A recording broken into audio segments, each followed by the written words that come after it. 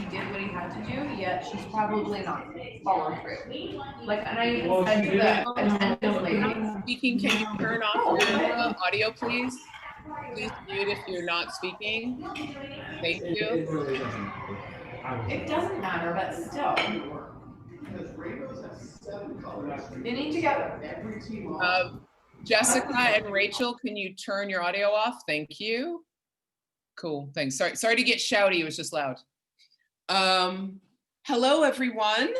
How exciting to see such a great crowd here for our first Department of Dramatic Arts BIPOC speaker series talk of the new year. You're all very welcome. My name is Karen Fricker. I know most of you, if not all of you. I'm an associate professor here in dramatic arts at Brock University. Again, you're very welcome. It's been a long day for many of us, second day of term.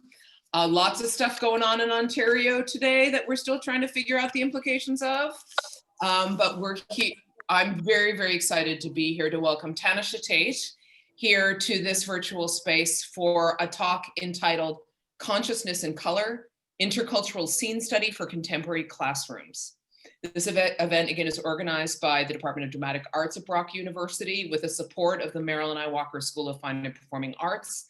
And for this talk, we are also supported by Brock's Center for Pedagogical Innovation with the support of Niagara Community Foundations. This is the third in a series of conversations in which Black, Indigenous, and people of color theater leaders address issues of interest to the theater community and beyond. I want to say, first of all, welcome, Tanisha. You're very welcome to our space. I'm going to introduce Tanisha, but first I'm going to do some kind of more logistical things and offer a land acknowledgement. This talk is being recorded, and Tanisha, thank you for your generosity in allowing us to record. This is so that folks who aren't able to be here tonight will be able to watch back. I know that I've assigned watching this for a course. Some students are working tonight. So just to let you know that we are recording. Gavin Farron, our technical director, is supporting us on the tech side. Thank you, Gavin, as ever. We decided to do this as an open Zoom call rather than a webinar. If it were a webinar, the only faces you would ever see would be myself and Tanisha.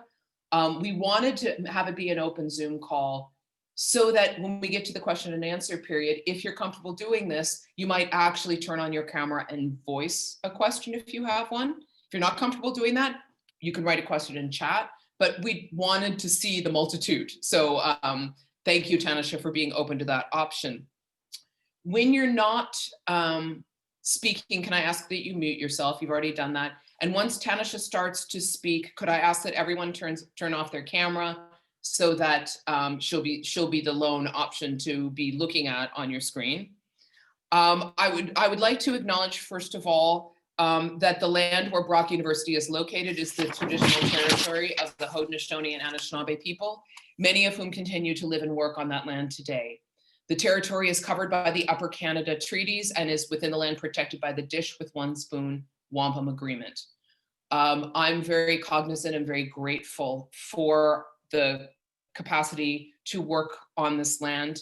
And I think it's important to acknowledge that this land is still the home of many First Nations, Métis, and Inuit people, and the being able to occupy this land, live on this land, work on this land, contributes to the quality of life that I have, and I think many of us share.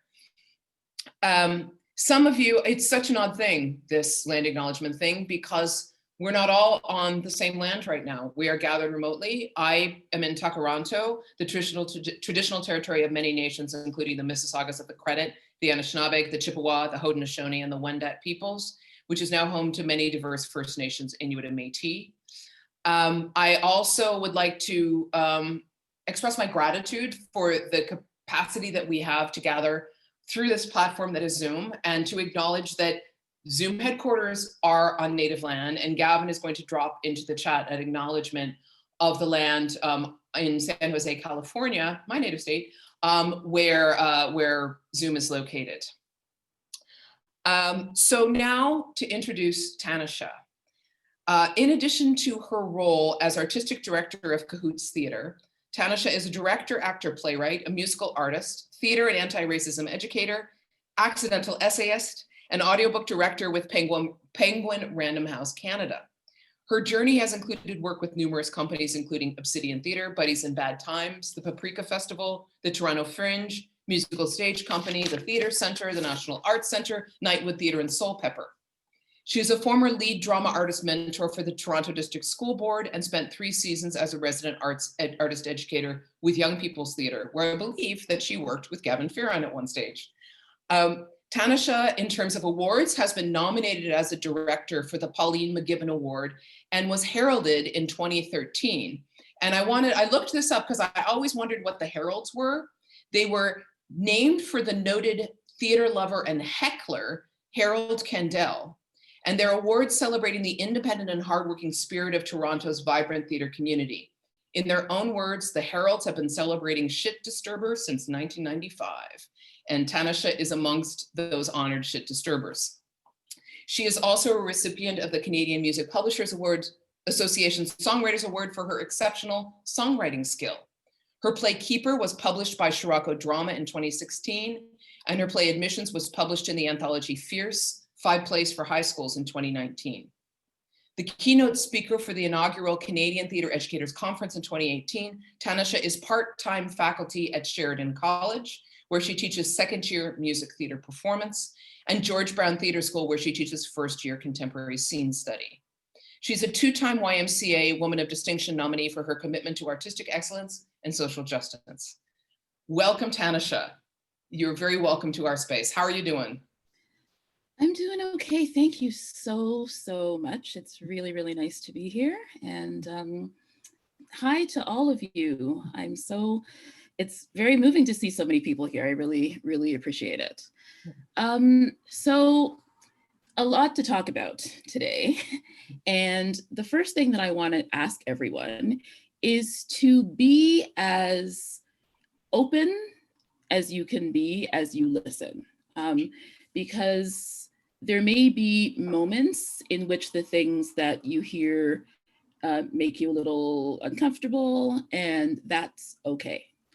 Because I think it's really, really important as we try to evolve as a species that we take those moments where we do feel like, oh, I'm feeling a little awkward right now, to really hone in and listen to what we're feeling in those moments, because those moments, more than almost any other, are the ones that have things to teach us. And usually there are lessons inside of those moments. So if I say something and it makes you feel a little bit squirrely, know that it's not an indictment of anybody. It's an observation, and it's me telling a truth that I think is necessary to move on to the next thing that I say. But I'm holding you all from a place of incredible love and generosity, and wanting to have this conversation so that you all as teachers and students can move forward in your work at Brock from a place where you feel that there has been some progress made on this front. So I wanted to say that first of all.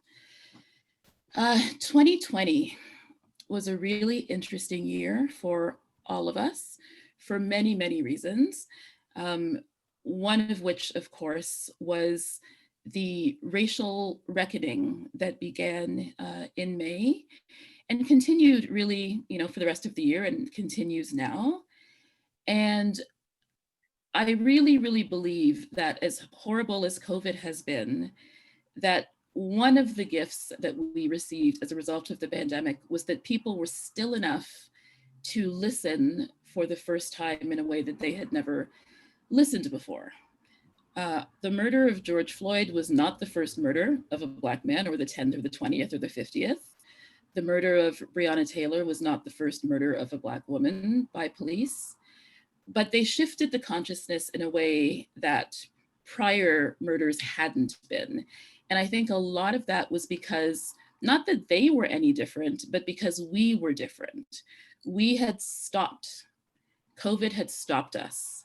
And we were able to take in information in a way that we couldn't when we were running around and going to work every day and hopping on you know, the bus and taxis and going to movies and all of the things that we normally do that allow the news to kind of filter in one ear and out the other. And you say, oh, that's awful, that's horrible, that's so tragic. And then you move on with your life. We weren't able to do that in the same way. We were brought to a standstill, and that allowed us to absorb a lot more and to contemplate a lot more. Now, to people of color, none of this was new. This has been the story forever. And we mourned those murders the way that we mourn every single one, way down deep. But for a lot of white folks who are compassionate folks and have always felt bad when they heard those stories, they went deeper this time. They started to really look at things beyond just, oh, that's bad, racist cop, shot person, awful. They began to look at structures. They began to look at systems in a way that they hadn't before. And I think more importantly, they began to look at themselves. And I saw, in a way that I'd never, ever seen, a lot of white people of all ages and all stripes starting to do some real investigative work on what did it mean to be a white person in the world, to move through the world in that way. What obligations did you have to your BIPOC brothers and sisters? What obligations do you have to yourself and to your fellow white family members and friends in terms of the work that you do on this planet while you're here? People really have begun to look at things in a whole new way. And how long will it last? I hope eternally. I really do. We tend to have short memories and be distracted easily. But I'm hoping that this shift that happened really allows for transformation on many, many levels, one of which is our education system. I've been working in this area since before these murders, for years. And one of the things that has really, really struck me about theater school education in Canada, so, the things that I say and the criticisms I make, please know that they are not in any way Brock specific. It is a systemic nationwide issue, is that theater school is founded on the same ground that everything else is.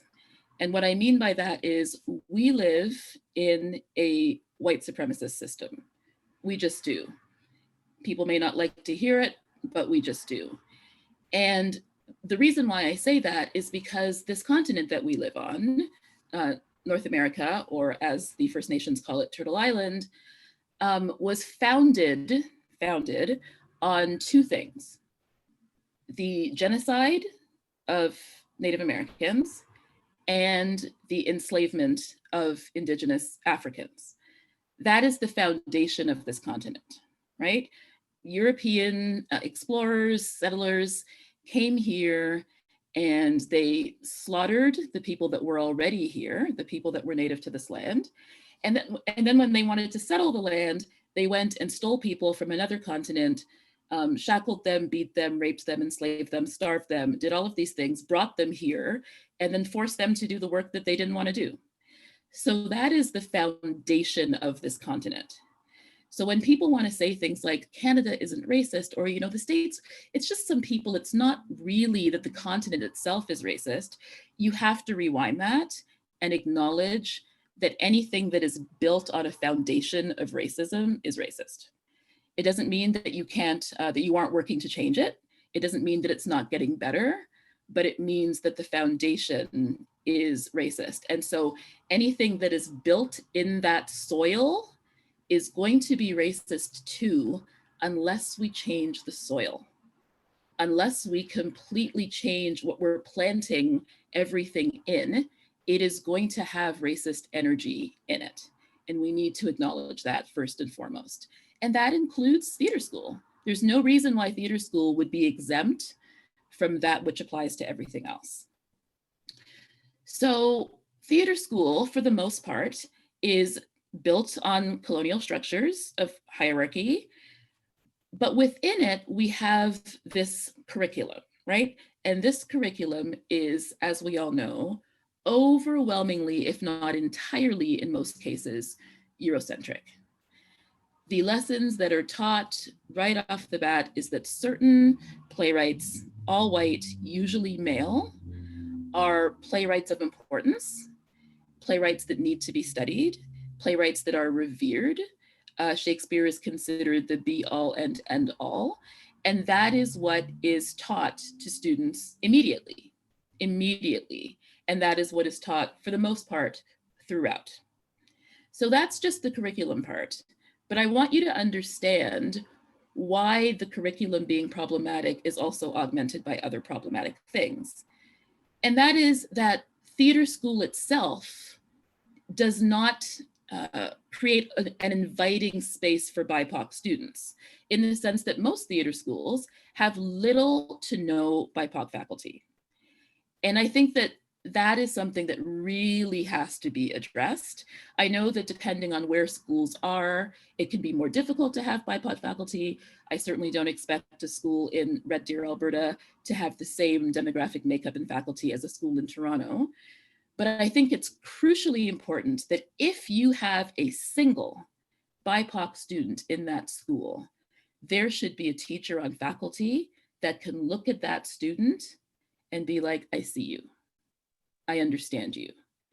And when a student doesn't have that at all, it is an incredibly isolating and lonely feeling. On top of that, you often have students that don't have BIPOC friends, don't have any other BIPOC students. Every Black student knows what it's like to be, as my mentor and friend Philip Bacon says, the raisin in the oatmeal. And it's something that we all go through when you get into a show or you get into a program or you get into a school and you're so excited and you're so ready to bring all of yourself to it. And you sit there in that moment and you look around and you're the only. And that's the only Black person, the only brown person, the only Indigenous person, the only Asian person. That feeling of being the only is something that unless you've lived it, you can't understand. And if you live it repeatedly, if you live it every day, it can really do a number on your soul and your psyche. So it is so crucially important that we think about how we're bringing in faculty members that can actually reflect the students that we want to bring into our schools. We've been doing it very backwards in our industry. There's an obsession with diversifying the student body, right? We've got to bring in the students of color. Schools love to put out brochures that have like a smiling Black person on the front, or like, you know, a really, really excited Asian. And then you walk into the school and you look for those people and they're not there. Or maybe there's a token, one of each. And that needs to change. Because just think about it.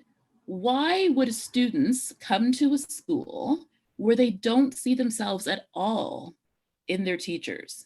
Why would parents, who are often shelling out thousands and thousands and thousands of dollars, give money to an institution where there's nobody that looks like their kids and nobody that's going to give their kids an education that reflects them in any way? So I really urge every administrator in every school to think long and hard about building a diverse faculty first, before you bring students into a place where they feel alone. Bringing people in for the sake of making yourself feel good, who are not going to feel good when they're there, is a selfish thing to do. What you want to do is have BIPOC students come to a place where you've thought about them, you've prepared for them, where they can look around and say, oh my God, this was determined, this was decided with me in mind, which is something that BIPOC students almost never feel in a theater school setting. With regards to scene study, which is what I teach at George Brown Theater School, when I was first asked to teach scene study by my friend Sue Miner, who is the program coordinator of George Brown Theater School, I said to her, I said, Sue, you need to know something. And she said, what? Because she knows me, so she knew that she couldn't predict what I was going to say next. And I said, Sue, I would love to do this, but you need to know that if I do this, I am probably going to decimate that syllabus. And her response was, that's what I'm counting on. And after that, I was in. I was in, because I knew that the head of the program had my back to really reconceive it. So what I decided to do was that I was going to create a class in which the majority of the work that we did was by playwrights of color. It was an easy choice for me, being a teacher of color, but not only for that reason. It was an easy choice for me because I knew they were studying white playwrights in every other class. I knew that they were going to be completely drowned in white playwrights for 3 years. And here I had the opportunity to give them something that they were not going to get elsewhere. And I really relished that opportunity to take them to a world that they weren't going to see in their other classes, and also take them to a world that was exciting and vibrant. And not to say that what they were studying in other classes weren't, but what they were studying in other classes were, for the most part, quite predictable. It's what students in every theater school were studying. It was the same old standbys that teachers have been teaching for decades. And to me, being in the 2010s at the time, in a city like Toronto, which at one point was called the most multicultural city on the planet, it felt really important to me that students here were doing work that reflected the world around them, and were studying work that reflected the world around them. So I immediately decided we were going to have a mixed, an almost all non-white syllabus. I think I had maybe 2 white playwrights on that list. In my class, which is a very intensive class, we read about 20 plays over the course of like 7 weeks. It's not a long class, but it is an intensive class. And in that class, the focus for me is on fostering empathy. And I want to just reiterate that fostering empathy is one of the most incredible gifts that you can give theater students. I remember when I used to teach, I was an arts educator for the Toronto District School Board, and I would work with grade 3s and grade 4s. And I would ask them, what is acting? And they would say, like putting yourself in someone else's shoes. And I'd say, very good.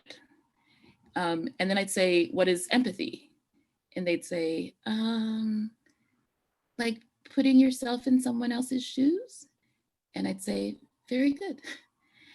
And that equivalency between acting and empathy is something that I carry with me all the time and take to every single class that I teach. And the most important thing is to teach your students to be empathetic, so that when they step into a character, they're not mimicking, they're not acting, they're living, they're breathing, they're feeling, they're imagining what it would be to be in the shoes of another person. Now, the reason that I made my choice, which many people think is a controversial one, is because it was absolutely crucial to me that there be a plurality and a diversity in what these students study, no matter who the students were. When I made the decision that I was going to have an almost no European playwright list, I didn't know what the makeup of my class was going to be. I didn't know if I was going to have an all-white class, a half and half class. I really didn't know. I knew that there were kind of more BIPOC students trickling in, but I had no idea who my class was going to be. And I didn't at the time allow not knowing to influence the decision that I made, because my determination was to expose brilliant BIPOC playwrights to whomever walked into my classroom. The urgency of that for me, and the gift of that to the students, was no different depending on who the students were. But it could be an incredible gift to BIPOC students who had never had a chance to see themselves in the work before. I knew that that was going to be something very, very special. So I remember the very first day at George Brown giving a list of plays to the students, and a lot of the students being like, oh, I haven't heard of this person, I haven't heard of this person. And I was giving kind of short little bios of some of the playwrights. And I saw the white students' faces. as I would describe this person as an African-American playwright, a Latinx American playwright, an Arab American playwright, and an Indigenous American playwright. And they would just realize that fewer and fewer, as we went down the list, fewer and fewer of these people were white. And I could see that they were getting nervous. And I knew that that was going to happen. I completely expected that.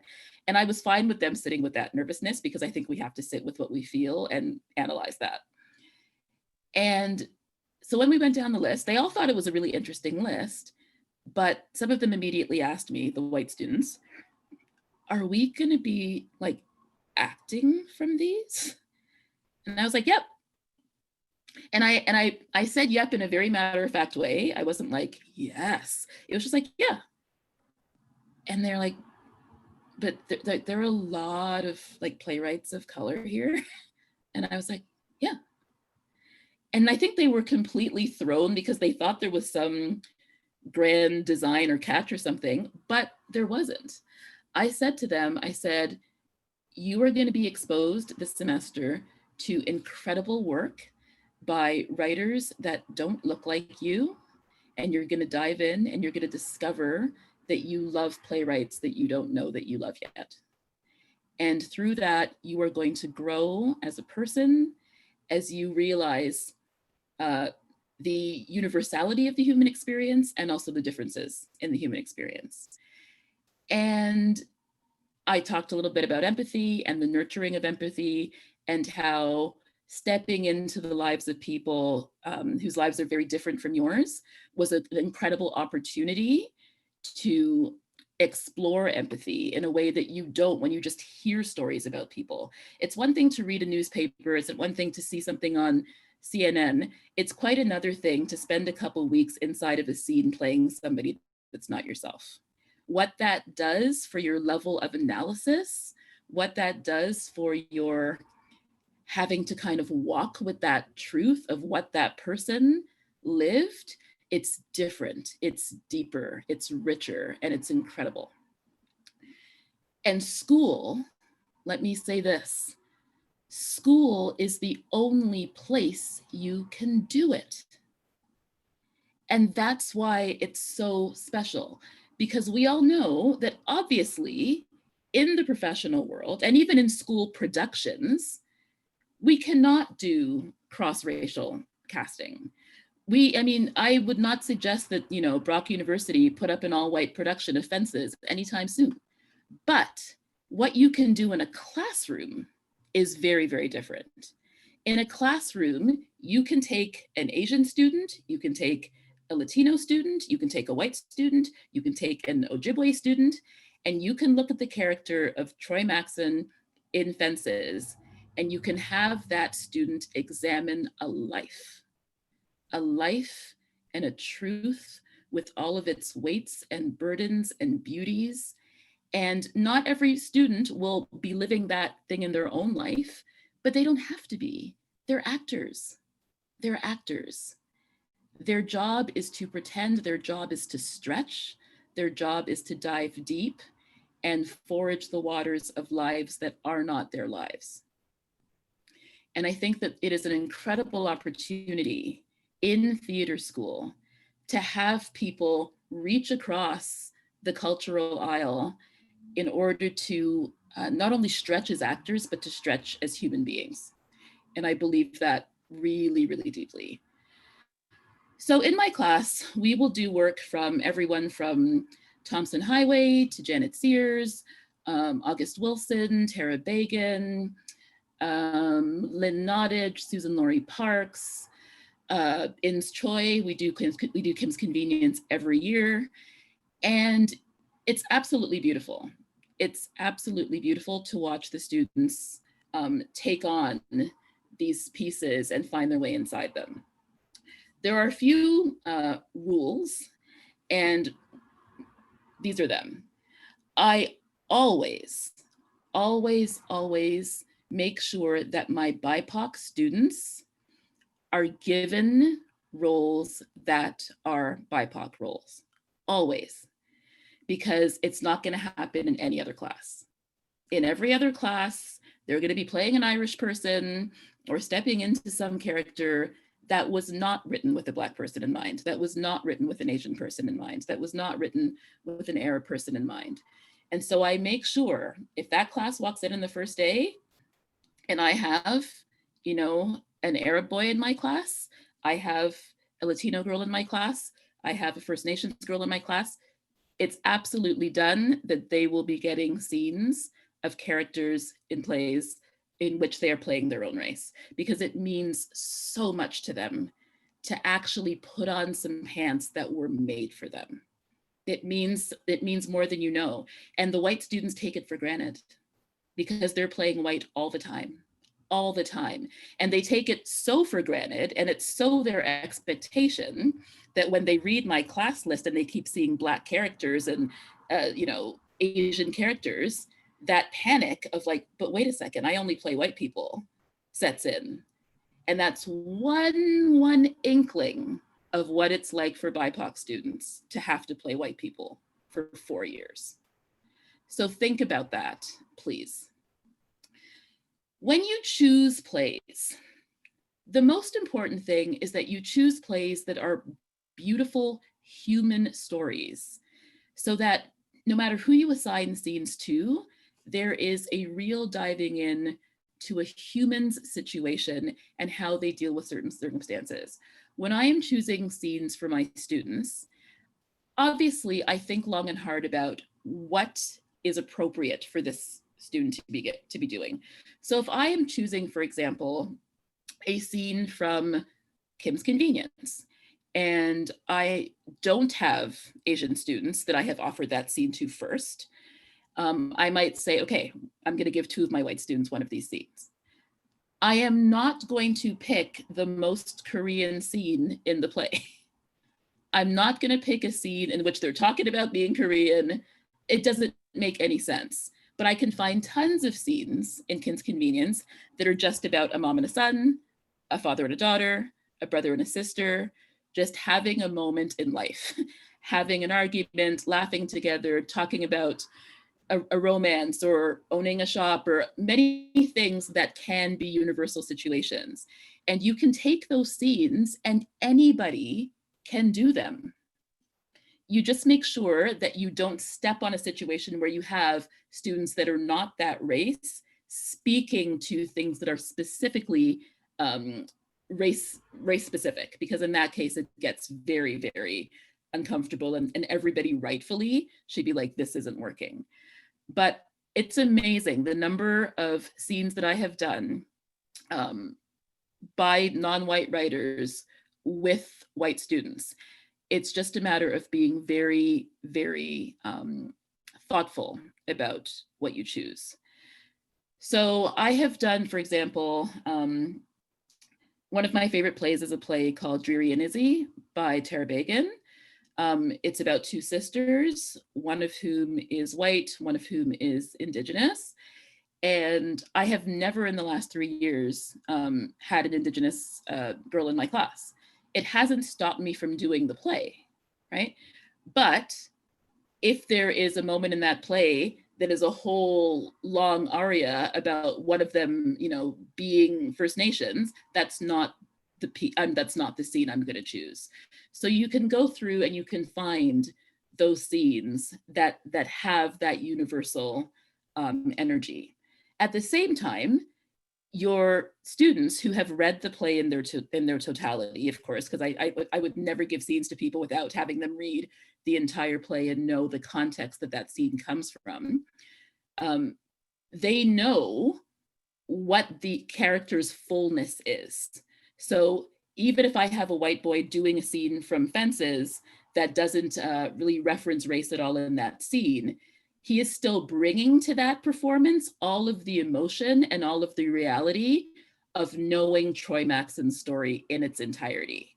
So he has read that piece in which that character has been racially abused, has been emasculated by white people. All of that is in the student when they perform that scene. Even if the scene they're performing does not reference race, they have brought the whole story to it. And that's really powerful, because sometimes you'll get performances that feels so rich. And you're like, oh my God, like how is this little white boy bringing so much truth to a moment in the adventures of a Black girl in search of God? But it's because they've immersed themselves in the play. They've immersed themselves in the play in its fullness, and then they've done a scene that is appropriate for a white kid to do. It has worked for me for the last 4 years.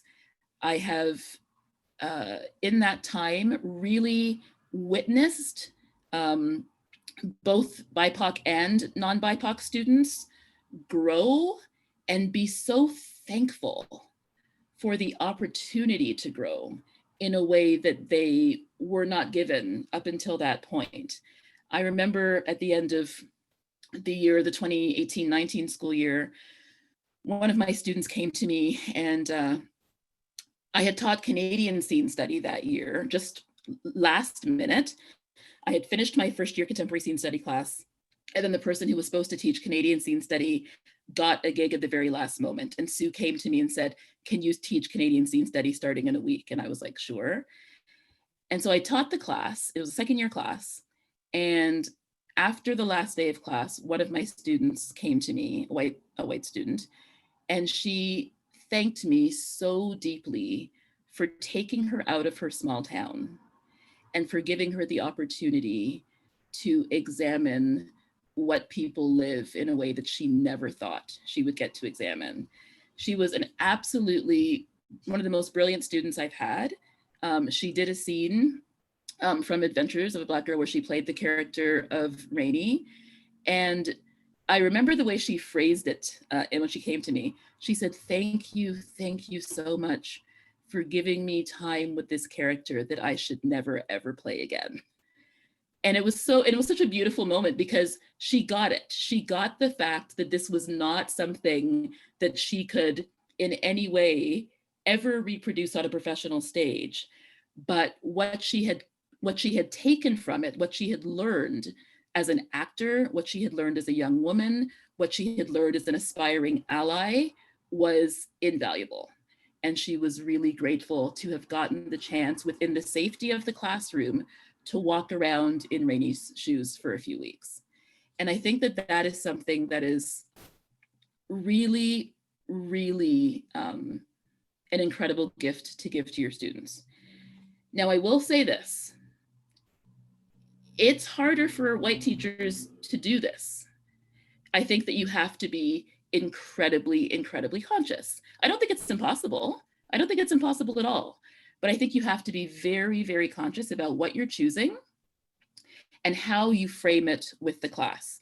What I don't think is a good idea is walking in class on the first day and suddenly you're just handing out scenes to people, white kid doing Black stuff, and the BIPOC kids are sitting there going, what is happening, right? There's a real justifiable concern if things are not framed and explained.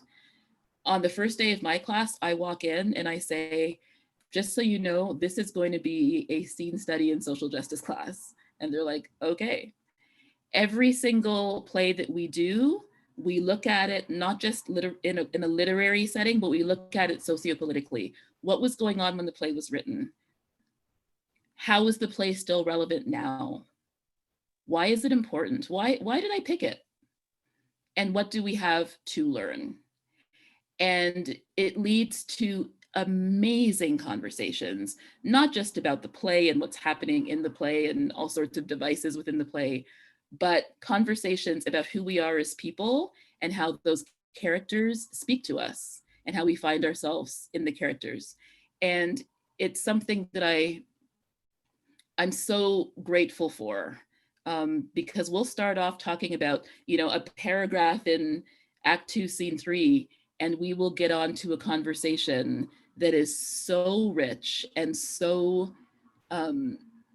meaningful to them as people about things that are happening in the world, about the choices that they're trying to make for themselves. And it means a lot to me. It means a lot to me to see them grow. I've always said that me personally, as the teacher, if my students only leave as better actors, I don't feel accomplished. If they leave as better actors and better people, then I do. And so I work really hard to create a space in which they can really, really explore, you know? I also make sure that I celebrate the work of the playwrights of color, so that it's not just like, I'm doing this so we have playwrights of color. No, no, no, I'm doing this because these plays are amazing. I'm doing this because these plays are some of my favorite plays ever, because these are some of my favorite writers, because I want you to be exposed to this incredible bastion of work before you graduate. It has always confounded me, and continues to, how anyone in a North American theater program can finish 4 years, get a degree, and have never read an August Wilson play. That doesn't even compute for me. I don't understand how that happens. And so to me, it is absolutely pivotal to, wherever the opportunity presents itself, to give them something else, that we give them something else. But it's also important that if you're going to do this as a white educator, that you do your homework. Just do your homework.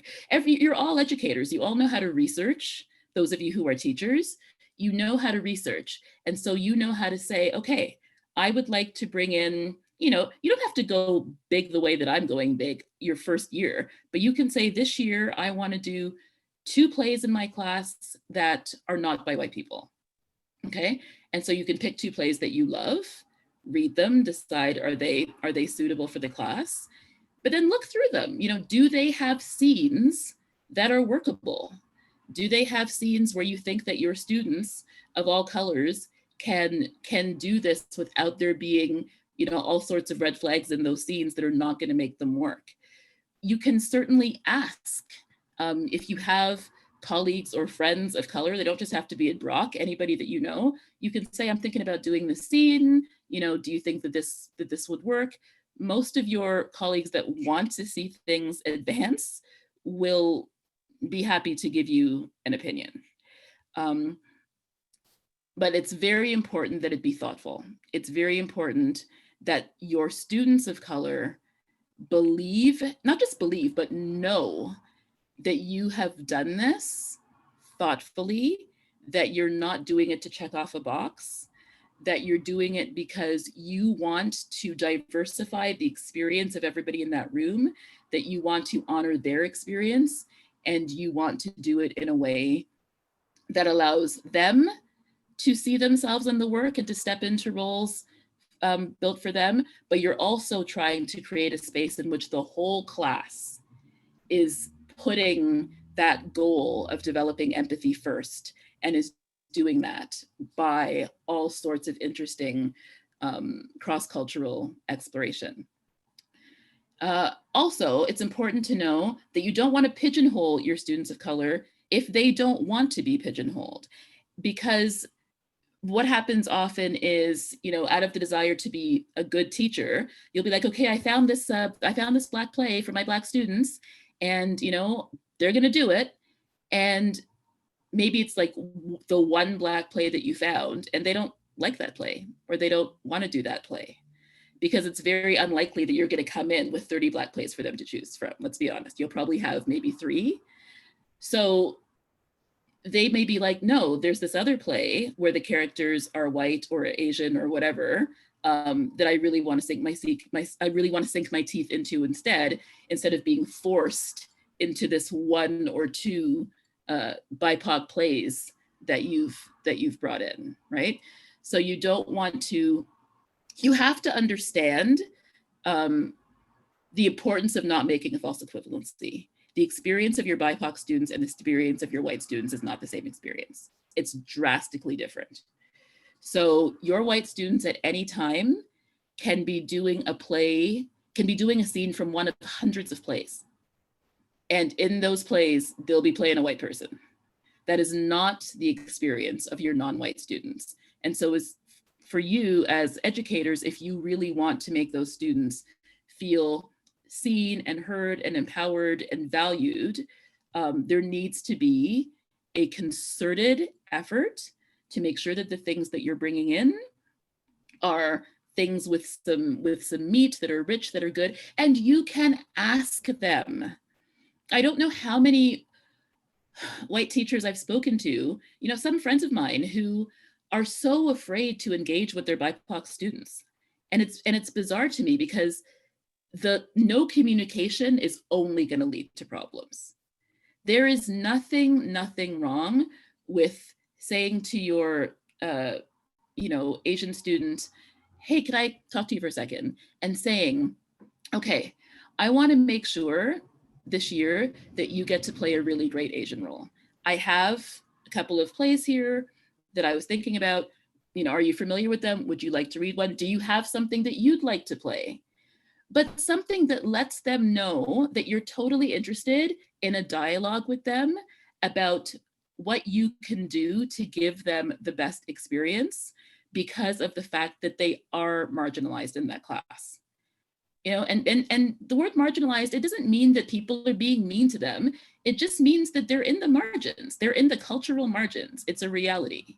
And so it's your job to seek to do what you can to bring them in, to make them feel not so on the outside. And if they feel that you are legitimately not tokenizing, not just throwing Kin's Convenience at the Korean kid, but if you are actually saying, I know that there is so much white stuff here. And I know that you would probably love to play something that was actually intended for you. And I want to help to make that happen. Let's see what we can do in terms of finding a really great play. Your students will appreciate that so much. So much. I guarantee you they will appreciate it way more than having to play a white kid from the prairies or an Irish person again. Way more. So please don't be afraid of talking to them, and don't be afraid of saying on day one of class, I really want to make this class a richer experience. I want to make this class a more culturally astute and sensitive and forward-thinking experience than it's ever been. I also want to acknowledge that I'm a white teacher and there's some things I don't know. And there may be moments when I may get something a little bit wrong. And if I do, I'm really sorry, I'm learning, and I want to do my very best. And I want to be in dialogue with all of you to make this the best experience and the richest experience for all of you. And even if they may be a little bit stunned to hear that, I guarantee you it means something. It means something, and it's truly and deeply appreciated. So please know that you aren't in this space where it's like you have to figure everything out with zero conversation with your students. Your students are there.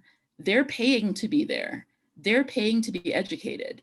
At the very least, they deserve some conversation about how you can give them the best education possible for them if they are living in a culturally different space from the majority of your students. Please feel that you could do that. I want to say something that is so important. I mean, it's so important, and I don't know how to stress it enough. The tuition of non-white students is just as green. I'll say it again. The tuition of non-white students is just as green. They deserve every little bit as much thought, consideration, effort as your white students. And it's very easy to not give it to them. And the only way to not give it to them is to just do what you normally do. You do what you normally do. You figure this is what we do in this class. Everybody does this in this class. And I'm not going to take the time to change it. And when you do that, you devalue their dollar. You devalue their dollar because what you say to the white students is, you're going to get a chance to act for 4 years. You're going to get this panorama of characters that, are all of your cultural background, or at least racial background, and you're going to get to dive it. And what you say to the students of color is, you are going to get to act white for 4 years.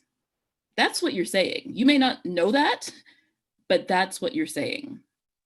And those people are paying the same money. And sometimes you have some people getting a really wonderful experience and some people getting a rather traumatic one. And trauma doesn't always show as tears in the corner. There are a lot of smiling BIPOC students that are suffering. And I know this because they talk to me. So if you know that that's not what you want, to have students feeling that they're having two inherently different experiences, then you have to make it your business to really be conscious about the work that you do. I have a dear friend who is Black, and she graduated from George Brown about probably 6 or 7 years ago now. And we were having a chat, and she said to me, you know, I feel like my white friends got so much more for their money, and we started getting into that. And I asked her for, you know, some examples, specific examples, not just that the curriculum was all white and everybody was white. And one of the examples that she used, which I thought was brilliant, and I bring this up over and over again, is dialect work.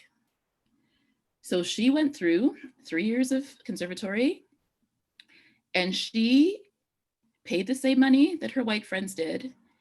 And she did not learn in 3 years a single dialect that could get her a job.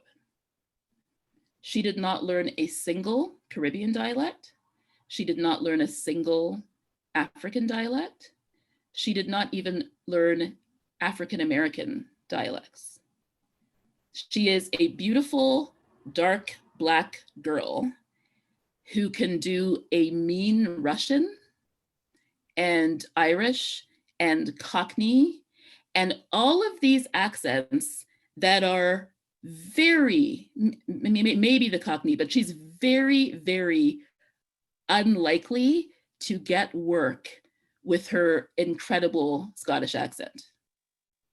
And she just said, you know, I just sat there in those classes learning how to talk like various white people, and not one day in 3 years did I learn like how to talk like anybody that looks like me, from a culture that is specific to people that look like me. She said, so if I graduate now and there's an amazing role tomorrow for a Jamaican character or a Congolese character, she's like, I have to learn it on my own. Like I didn't do it for a day of theater school. Like that's not okay. That's not okay. We've got to do better than that. And if you don't have the faculty that can do that, then you bring in guests that can do that. You know, and you say, we want to bring in some dialect specialists to work with some of our students, or you make it a more diverse dialect class, but you do something that acknowledges that there are going to be people in that room, be they Black or Asian or Latino, that are going to need something other than to learn how to sound like 18 different types of white people. These are things that we have to pay attention to. It's 2021. And if we don't pay attention to that, we are failing. And I know that nobody wants to fail their students. I think that a lot of white teachers are terrified because they don't want to get it wrong. And I understand. I think a lot of white students are terrified because they don't want to get it wrong with their friends. And I understand. But there will be little missteps and errors. There will be, you know, it's going to happen. If you're coming to all of the work from a place of empathy, then the way that those missteps are received is going to be very different than if you're coming to it from a place of, you know, just competition or practice. If you're coming, you know, to it from a place of, we are learning how to find out who human beings are and how they live together and how they respond to circumstances, then the way that you can navigate those moments that are a little, oh, we're working it all out, you can do that with just a lot more generosity in general. because people will make mistakes and people can't be crucified for those mistakes unless they are completely ignorant in their willingness to acknowledge them and their willingness to commit to trying to change, right? But people will make some mistakes. The last thing I want to say is everybody right now is figuring this stuff out. We're all figuring it out, you know? Last year, I had 20 plays in my class, and none of them were by white writers. That was the first time I had done that. You know, I had always done majority BIPOC, but I really went like pretty bold last year. And we did 20 plays, and they were all by writers that were either First Nations, Arab, Asian, Latinx, mixed race, or Black, all of them. And it was a glorious experience to watch these students like immerse themselves. And they get so excited because they don't have this in any other class. So they love their scene study class because they're like, oh my God, this is the class where we get to read freaking Susan Laurie parts. Like they absolutely love it. And even if they're nervous, even if they're intimidated by it, which sometimes they are, they love the fact that they're being exposed to something so different. And they love the fact that they're leaving with a much wider palette than they would have left with. I can tell you, you know, there is nothing more gratifying than watching like, you know, a Black kid come into my room, you know, expecting after maybe they have me on a Friday, and from Monday to Thursday, all they've been taught is I'm going to be reading white people for the next 3 years. And then they come to my class and they're like, oh my God. And you can see their face kind of light up when they look at that list, and it's just BIPOC, BIPOC, BIPOC, BIPOC. And they're so blown away and they're so thankful for it. And the white kids, who are usually a bit thrown at first, get really excited really fast. They really, really do. And it's incredible. And I remember I had a kid in first year. He was from a very small town in Northern Ontario, the name of which I cannot remember. But he came into class, and I remember him looking at that list and being like really, really thrown by it. And he ended up falling in love with Lynn Nottage in my class. And that to me was an incredible experience to watch this like ultra blonde, blue-eyed, really white kid fall in love with the work of this African-American female writer and leave saying, I want to read everything Lynn has ever written. That's very fulfilling. It is crucial that if we are going to walk the walk, if we're going to call ourselves allies, right? Because everybody wants to be an ally, that the day-to-day work that proves it is done. Lying in your bed, reading White Fragility, and then going to school and doing everything that perpetuates racist practices is meaningless. But saying, here's my little corner of the world, my class, what can I do in this class to make it better? What can I do in this class to take the BIPOC kids and elevate them, give them a spotlight, make them feel absolutely valued in that class, not on the sidelines, but centered in that class? And how can I take these white kids that take a lot for granted in terms of being the center of every narrative in theater school and learning the importance of not being the center?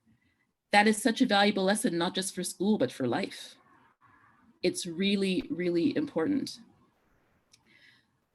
I teach this class the way that I teach it for two reasons. And this is the very last thing that I'll say. The first reason is so that students of color feel like they exist. Like they exist. Because you'd be surprised, if you are a white person, you'd be surprised how easy it is as a person of color to feel like you don't exist in theater school. You go to the staff room, not a teacher that looks like you. You look in the curriculum, not a playwright that looks like you. You look around your class, maybe one other person who may or may not look like you, but they're not white, so there's something. That's the experience. And you think to yourself, I was accepted into this school, but now I'm here and I'm doing my best, but the school and its structure and its setup doesn't actually tell me that I exist in anything that I read or in anybody that's teaching me or in the people around me. So I have to now spend 4 years validating my own existence. I now have to spend 4 years proving to myself that I'm real and I'm here, because nothing that the school has done has been about acknowledging that for me. So I want them to know that they exist. I want them to be empowered. I want them to get the chance to read work by brilliant BIPOC artists that make them feel excited about being in theater, that make them think, oh, there's actually a place for me in this industry. I'm not just here learning how to audition for white roles. There are rich, juicy characters written for me. And I can get in scene study class and I can dive into characters that were written for me. I want them to see themselves, to feel themselves, to breathe and live themselves. But also, I want the white kids to understand that not all greatness is white. Because right now, what we are teaching kids in theater school is that everything that matters to get your diploma or your degree is white. We determine a curriculum and we say, this is the stuff that a group of people have collectively decided you need to know to graduate, and it's all European. So when we talk about white supremacy, we've got to be really real. We don't have to say theater school is white supremacist. All we have to do is tell students everything that you need to be deemed a worthy theater school graduate is white. I don't know what that says, but I think we all know what that says. So I want that shattered, and I want all students, the BIPOC kids and the white kids, to become intimately acquainted with BIPOC excellence. Excellence. Not they read A Raisin in the Sun sometime and then they never read another play of color again. I want them to leave theater school feeling as ignited by non-white writers as they are by white writers. I want them to go out into the world and want to be in rich, diverse work. Some of those students will become actors, but some will become producers, and some will become ADs, and some will become directors. And I want the canon that they are drawing from as they go out into the world as artists to be a much wider one than what theater schools have traditionally been teaching them. I want them to fall in love with great, great work of color. And I want students to commit to diving in, even when they feel uncomfortable, even when this isn't what they're used to, and take a chance on what they could discover, because it is absolutely glorious. And with that, I will say thank you very much for listening. I hope that you have a wonderful experience this year and beyond, and that you be brave and find out what happens. Thanks.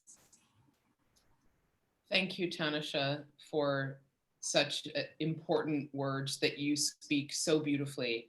I feel like I need to get out of the way and allow anyone who's here listening to write a comment or put your hand in the air and ask a question. If folks need some time to digest, I certainly have some questions, but Taj Crozier's got his hand in the air. What do you got? Yeah. What do you want to say, Taj? Hi. Thank you so much, firstly. I feel like you perfectly articulated a lot of the thoughts that I myself and a lot of other BIPOC students that I've talked to have been feeling, especially in terms of, plays and characters from BIPOC creators being explored in theater school. So I really appreciated that. Secondly, I was wondering if it's possible for us to gain access to examples of your curriculum, or Sure. even just lists of the plays that you explore Yeah. in order for us to further our knowledge as students and as educators and theater goers in general. Yeah, I mean, I can email that. Like, can I just send that to you, Karen, or someone? Yeah. Absolutely. Yeah, for sure. Yeah. I'll do that. Yeah. Perfect. Thank you so much. You're welcome. I mean, the question that I ask as a fellow educator and as an academic is, are you writing this down? Are you publishing your curricular philosophy? I mean, you've come to us, you've spoken to us. I know you speak to other folks about where you're coming from, but how else are you getting these thoughts out there? Are there other educators of color that you feel like you're in a network with? I'd just like to know where you're going with this. Oh gosh. Do I write this down? I mean, before I give talks like this, I make some notes. But I mean, I definitely talk to some of my fellow BIPOC teachers for sure, because a lot of us are trying to figure out ways to change the system from within our classrooms. So I have conversations with them. It's not a large network because there still aren't enough of us, sadly. But the BIPOC teachers that have worked at George Brown over the last few years, that's been amazing. If I could talk really briefly about what happened at Sheridan College this year. Absolutely, please do. So this year in Sheridan Musical Theater, back in June, a few teachers left, and at the same time, the program coordinator changed. So someone who had been a faculty member became the head of the program. And he had wanted for many years as a faculty member to really shake up Sheridan Musical Theater because it's a fantastic program. Some would say the best musical theater program in the country, but very, very, very white and very Eurocentric in just about every aspect of it. And he had really wanted to change up the faculty and the curriculum. So when these teachers left, and it was a grand total of, I think, 3 that left and 2 that retired, he had 5 teaching vacancies open, which doesn't happen a lot at once, right? What he decided to do was, instead of hiring 5 people, and these 5 people, between the 3 of them, had taught 15 courses, he hired 15 people to teach 1 course each. And he hired 15 BIPOC teachers. It was the most stunning thing I have ever seen in theater school education. And many of my colleagues in the Toronto theater scene were hired as either acting teachers, dance teachers, music teachers. And I remember we had our orientation, and that first day, it brought tears to my eyes to see that many theater school faculty of color in one school at one time. That's, you know, an extreme situation. You're not often going to get the chance to hire that many people. But I do think that that kind of vision where he was like, okay, 5 vacancies, I can do something with this. I can actually use this and say, okay, there's no need for, you know, teachers to part-time faculty to all teach 3 courses. If everybody gets a class, we can expose these students to so many more BIPOC teachers. And that's what he did. And it was an incredible, incredible decision. So I would really love, you know, I know that there are all sorts of things you always have to consider with faculty and, you know, tenure and seniority and all of that. But I think that when there are really great opportunities to bring in BIPOC teachers or BIPOC guest artists, to jump at it, because it only enriches the experience of the students. Thanks. You're welcome. Anyone else who would like to ask a question? Emma. Hi, so it's not really a question, but the whole time you were talking, I was getting really fired up and I was really excited. And so there's a couple things that I wanted to say. First of all, thank you so much. This has been amazing. But I also just wanted to say that a lot of white teachers and white students, when they teach all of these like Anglican, this is the history, this is what happens, they don't consider how much of the world they're missing. Like, it's such a small percentage of the world, it's such a niche, and we act like it's the end all be all of everything, and it's actually to a disadvantage to every single student you encounter. Absolutely. Not give them the experience of the world, to just say, this is what the world is, this is what you're saying. And so I really appreciated bringing that in. The other thing that I wanted to say was, I really identified with what you were saying as being a person of color. I'm not a person of color, but I am part. So for a while I had to be in a wheelchair, and I really identified with what you were saying. Even like going around to schools, all of a sudden, I would be interacting with people and they didn't know that I was in a wheelchair. And then all of a sudden they knew that I was in a wheelchair, and people were showing up with cameras to take pictures of the girl in the wheelchair that was on their student tour and being like, look how diverse we are. There's a girl in a wheelchair. And I was like, wow, this is what people is like, the tokenization that people have for their entire lives. So I wasn't in a wheelchair for my whole life. I am only rarely in one, but they're just being able to see, oh, this is how people live. And even when schools would like advertise, we're here for you, we are accessible. And then I would go there and it was just a box that they checked, like there was an elevator, but I still wasn't able to get in the building. Mm-hmm. And so I really identified with that, just being part of a different marginalized community. And so it was really great to have you articulate that in a different sense. And I just really, really appreciated that. You're welcome. You're welcome.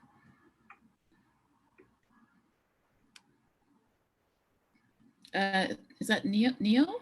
No, sorry, Genevieve can go first. I saw her name first and then Neo, sorry.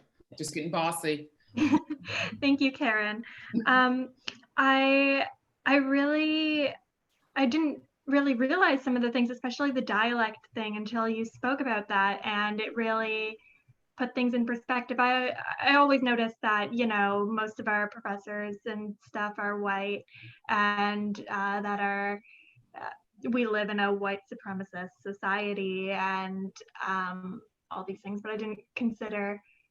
I knew that our education was influenced by that, but I didn't think about the dialect and how that would impact finding jobs afterwards for BIPOC students. And also kind of relating to what Emma said, I have an invisible disability. I'm physically disabled, even though I don't appear it. And I find that a lot of theater classes aren't very friendly towards people with disabilities. Especially with the performance classes and how physical they are. and stuff like that. There's a lot of work that needs to be done in regards to inclusion in the theater world and in theater education. So yeah, I just wanted to share that. No, absolutely. And I remember, you know, doing a talk once a few years ago, and I was focusing on race, but I did make a special point of we are nowhere near ready as an industry to deal with disabled students. We aren't even close, you know, and which is why I think that year after year, people don't audition who might be absolutely stunning actors, but they know like this is not in any way set up for me. And who wants to put themselves through 3 or 4 years of that kind of frustration, right? So yeah, I completely agree with you. Neo? Okay, so I actually have a question. So a lot of us are going to be educators for high school students. A lot of us are in the concurrent education program with drama as our major, second teachable. How does like anti-racism or is deconstructing white supremacy in a more like rigid structure like secondary school occur? Is there any differences we need to be aware of when dealing with younger people, or like say teenagers, or even children in the like tail end of primary school? How does that differ? And especially since they're not just studying theater school, how do we make sure those students take lessons from our drama class or the drama class at their school into other classes in their general life? I mean, I think that how you lead a class and how you teach students in terms of treating everybody equitably, honoring every voice, not acting as if what certain students have to say is more important than what other students have to say. All of that students will notice and will realize. And also in moments when you see students behaving in ways that are not ways that you want students to behave, if you're trying to get them to think about moving through the world in an anti-racist way. That's really important, to stop in those moments and, you know, call in students to conversation about what was just witnessed. I remember a few years ago, I was working with a grade 6 class, and we were playing some theater game and it was all going really fine. And then someone made a joke about being blind. I can't remember what the context was, but it was a joke about being blind, and a bunch of people laughed. They thought it was the most hilarious thing ever. And I shut the game down. I was like, stop. This game doesn't continue until we talk about why that was funny. Like, why was that funny? And everybody got really serious for a second. And I talked about the fact that, you know, making a mockery out of blindness was completely contrary to the goal of empathy, which was our goal. And that we had to really, really stop and think about, were the things that we made light of or the things that we found entertaining counter to what we were trying to do and who we were trying to be as people. I think that anti-racism as teachers doesn't have to be, it's not just about conversations about anti-racism, it's about how you treat your students. I knew in the first grade, I had a teacher, I'll never forget her, Miss Lum, who was a racist. She was a racist. It was clear as day.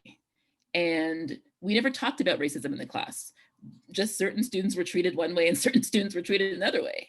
And so the empathy and the compassion that you show to your students and valuing what your kids of color have to say, that speaks volumes. I've been in classrooms where, you know, the only hands that are answered by the teacher are the white hands, and the black kids at the back like this and isn't being called on. Those are lessons, right? Those are lessons in racism versus anti-racism. So I would say, what do you model as a teacher? What do you tolerate or not tolerate in how your students teach each other, treat each other? And how equitable are you in acknowledging and uplifting the voices of different color students equally. Thank you. You're welcome. Are there other questions or comments from the floor? Christina?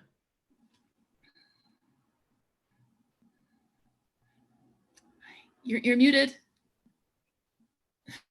Perfect. Thank you. Thank you so much for coming and sharing your expertise with us. I greatly appreciated the discussion. Going off of Neo's point, is there texts out there, curriculum texts, peer-reviewed scholarly articles that we can look into and incorporate that into our education system to help dismantle the white supremacy that we are facing? There may be. I mean, to be honest, I haven't looked into them myself. I've kind of just been doing my own thing in my class, but I know that as this becomes a more pervasive conversation, and as more and more theater schools are being called out for racist practices, that people are starting to do a lot more writing. So yeah, there's nothing that I can say offhand, oh, read this, but it's a good question. I mean, starting to kind of build a little database is probably a good idea. So you've actually just given me an idea as to something that I should do. Yeah, because I thoroughly enjoyed this discussion, and I would love to share and use it in the work that we do. So just a suggestion, it would be phenomenal and I would use it a lot. Oh, well, thank you. I mean, I do have recordings of a couple of past talks as well, and I know that the YouTube links to those are kind of floating around, so I can, I mean, it's a lot of what I said today, but slightly different. So I can share those things, but I'm glad that this is recorded so that people can watch it again. And if there are particular things that you want to make notes of, that you can do that. And use the things that are the most beneficial, to you. If you're an actor, if you're a teacher, different aspects of this, will be more relevant to you, but use as much of it as you want. I think that, I think there's a lot of value in the conversation. And I'm glad that we're having it way more than we used to. Well, I'm glad that we're having it because we didn't really used to have it at all. So. Thank you. You're welcome. I have a question actually, Tanisha, if I may. This is a question coming from my own perspective as an educator, as a white educator. What strategies would you recommend in terms of inviting students to identify as marginalized and racialized, if they might not necessarily be present as such, or even if they do? Like, how do you start those conversations to say, I want to center you, without making it then be putting people on the spot? Yeah, I mean, the number of conversations that I've had in that pivotal after class moment, just after class or just before class, or via email or phone calls or Zoom calls, I always want my students to know that if there's something that they need to talk about outside of class, that they are more than welcome to. I also think that you can say to your class that you're trying to make sure that any students in the class that are marginalized or are living a marginalized experience feel centered. And if there are people that may be living a certain experience but may not visibly appear to be, that they can let you know outside of class, and just like leave it very, very open. And most of them, if there is something that they think that you should know in terms of making your decisions in the classroom, they will tell you. But yeah, I just take it off the table right away that it has to be done in class. And usually they breathe a sigh of relief. And often, especially now in Zoom world, what I will get often is just a private chat saying, can we talk later? Or can I write to you later, or whatever. And then we set something up outside of it. Awesome, thank you. You're welcome. We have about 5 more minutes. Any other comments or questions for Tanisha?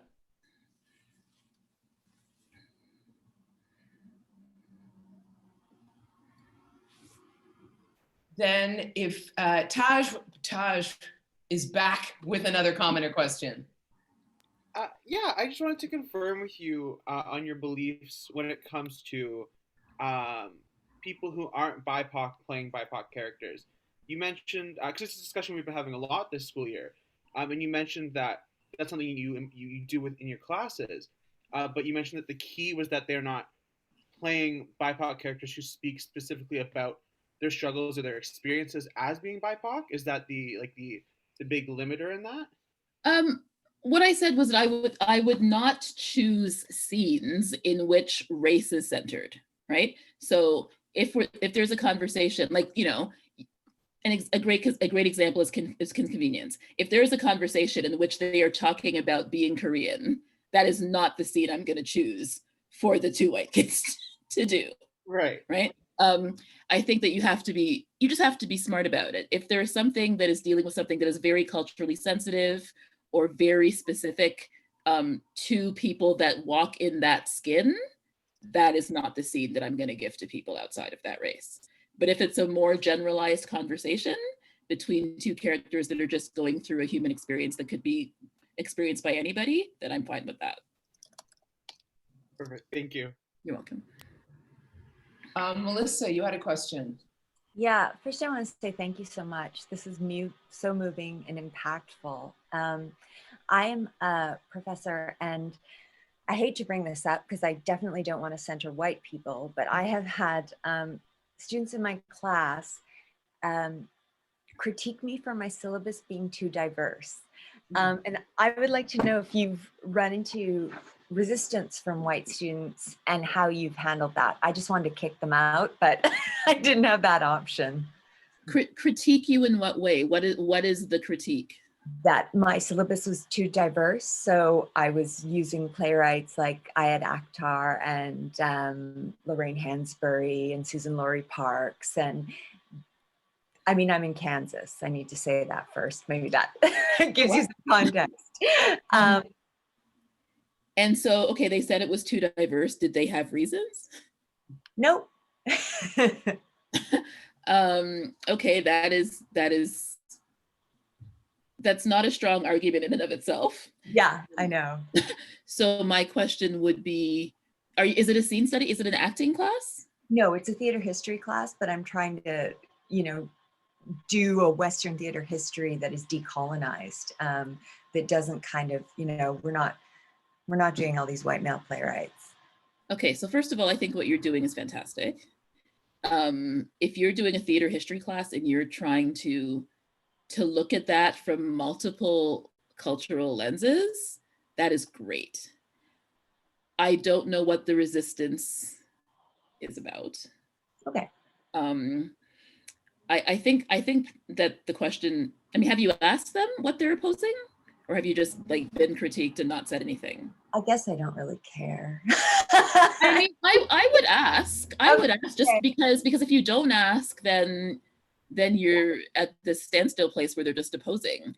But I'd be like, what? Okay, so you say it's too diverse. Can you explain to me what that means and why you think so? And I think it probably comes from, as you talk so articulately about, is everything else that they're getting in theater school is so white that they come into this milieu and they're like, what this is different. And a question I'd like to attach to that, because I've done some scene study. Have you ever had students say to you in your scene study, I'm not comfortable playing a race that isn't mine, and how do you negotiate that, whether they're BIPOC students or white students? Interestingly enough, I haven't, and I think that's because of how I framed the class at the beginning. Because I talk about what the purpose of the cross-cultural exploration is in terms of the exploration of empathy and living inside of a life that isn't your own. I think that because that first class, I really make it clear, this is what I have conceived of for my class, and this is why, and so I think that makes it a lot different than if I just came in with good intentions and were like, okay, so you're gonna play this, and you're gonna play this, without that background. But because we have a conversation, and because I tell people that I'm really open to being told if something bothers somebody, they feel really free to do it. But what I find happens more often than not is they're excited to try it because they know that they'll never get to do it professionally. Yeah.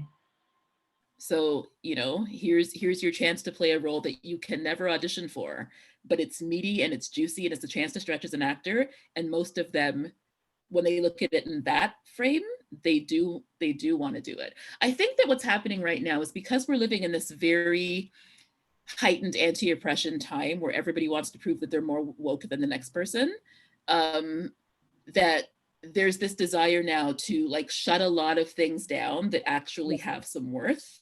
Yeah. And that's unfortunate because as actors and as young actors, there is so much to be gained by having as much of a breadth of experience as you can.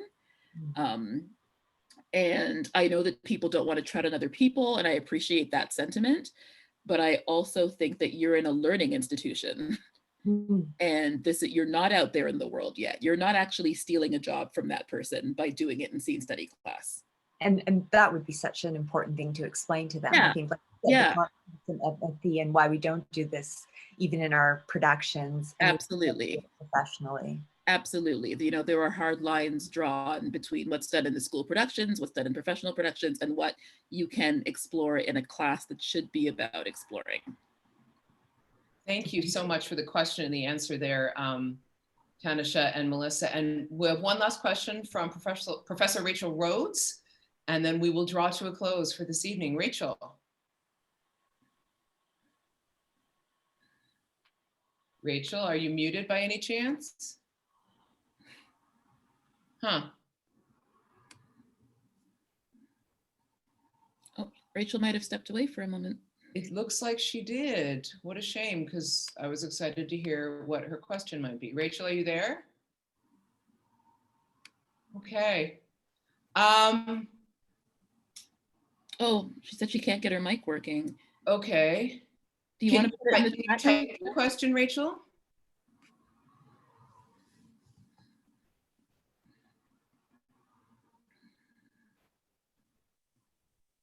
Or text me and I can read it? Too complex to type on her iPad. Maybe we can follow up afterwards with a question, Tanisha. I know we're over time, and I know you started very early this morning teaching in Newfoundland from Toronto. So on behalf of the Department of Dramatic Arts and Brock University, thank you so much for the wisdom and practicality and vision that you brought to us tonight. I deeply appreciate it, and I can tell from the response that other folks do too.